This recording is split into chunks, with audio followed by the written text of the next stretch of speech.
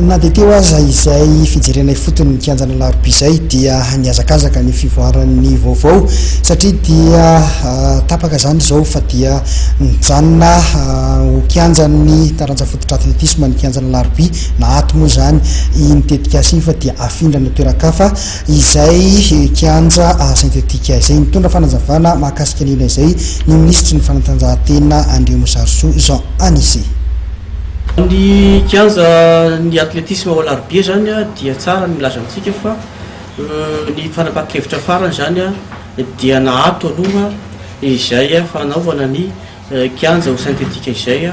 ary mbola misy moa zany fandaminana ka dia zareo amin'ny fédération no nijery ny toerana mety ametrahana syntetika izay fa hatreto zany dia tsy hokitihana intsony aloha ny kianjana Larobe fa mijanona amin'izao ihany mba tsy ninjovana ny taranja atletisme eto Madagasikara. Tsara moa zany manamarika fa na dia teo azy izay fanapahan-kevitra efa nisy tao anatin'ilay convention sy ny soavin'ny telotota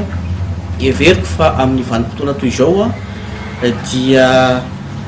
amin'ny maha ray aman-dreny tompony andraikitra voalohany teo firenena azy dia everiko fa fahindrena